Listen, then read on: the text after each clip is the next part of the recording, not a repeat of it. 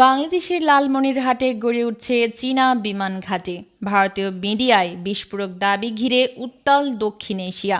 ভারতের প্রধান তিনটি সংবাদপত্র Times of India, the Hindu ও হিন্দুস্তান টাইমস সমন্বিতভাবে একটি বিতর্কিত প্রতিবেদন প্রকাশ করেছে, যার শিরোনাম বাংলাদেশের লালমনিরহাটে চীনের সহায়তায় গড়ে উঠছে সামরিক বিমান ঘাঁটি, যা নিয়ে নানা মহলে প্রতিক্রিয়া দেখা দিয়েছে। ভারতীয় মিডিয়ার দাবি, দ্বিতীয় বিশ্বযুদ্ধকালীন পুরনো রানওয়ের উপর পিপলস লিবারেশন আর্মি সরাসরি প্রযুক্তিগত সহায়তায় গড়ে উঠছে এই আধুনিক এয়ার ডিফেন্স কমপ্লেক্স। সেখানে বসানো হয়েছে চীনের radar unit, satellite connectivity system, drone command management unit এবং প্যাসিভ সার্ভেইলেন্স প্রযুক্তি, যা দিয়ে ভারতের উত্তর পূর্বাঞ্চলের আকাশসীমা পর্যবেক্ষণ সম্ভব বলে আশঙ্কা। টাইমস অফ ইন্ডিয়া সরাসরি একে বলেছে হাই গ্রেড ইন্টেলিজেন্স ইনপুট, অর্থাৎ ভারতের গোয়েন্দা সংস্থা নিজেই এই তথ্য ফাঁসের পেছনে থাকতে পারে বলে ইঙ্গিত দিয়েছে। প্রতিবেদনের দাবি, লালমনিরহাটের এই ঘাঁটি পাকিস্তানের স্কার্দু ও চীনের হোতান এয়ারবেসের সঙ্গে মিলে গড়ে তুলেছে এক ত্রিমাত্রিক আকাশ প্রতিরক্ষা বলয়, যা ভারতীয় আকাশ সীমার উপর এক বিশাল কৌশলগত চাপ তৈরি করবে। বর্তমান বাংলাদেশের অন্তর্বর্তী সরকার, যার নেতৃত্বে রয়েছেন নোবেলজয়ী অধ্যাপক মোহাম্মদ ইউনূস, বারবার বলেছেন যে ঢাকা কোনো আন্তর্জাতিক বলয়ের অংশ নয়, বরং দেশ এক স্বাধীন ও ভারসাম্যপূর্ণ পররাষ্ট্রনীতির পথে হাঁটছে।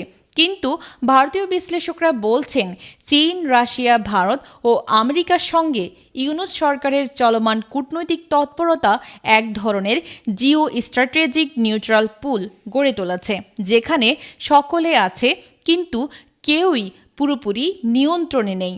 এই খবর সামনে আসতেই অরুণাচল, নাগাল্যান্ড, ত্রিপুরা ও আসাম সীমান্ত জুড়ে ভারতের সেনা মোতায়েন বেড়েছে। শুরু হয়েছে ইন্টিগ্রেটেড ব্যাটালিয়ন হাব তৈরির কাজ।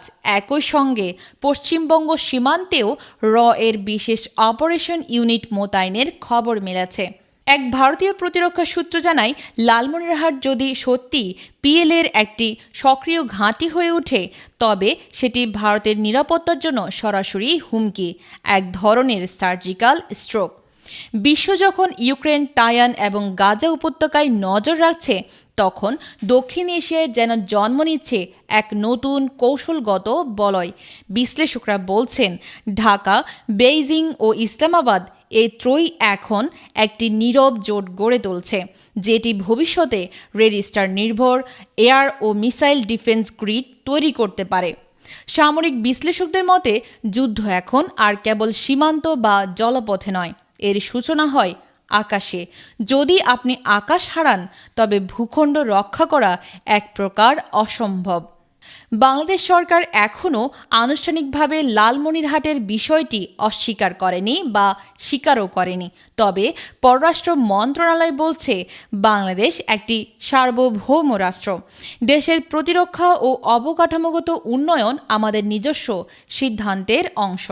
লালমনিরহাটে পিএলের উপস্থিতি যদি সত্যি হয়, তবে এটি দক্ষিণ এশিয়ার ভূরাজনীতিতে এক ব্রেকিং পয়েন্ট হতে পারে। ভারত এই পরিস্থিতিকে তার কৌশলগত রেড লাইন বলে মনে করছে।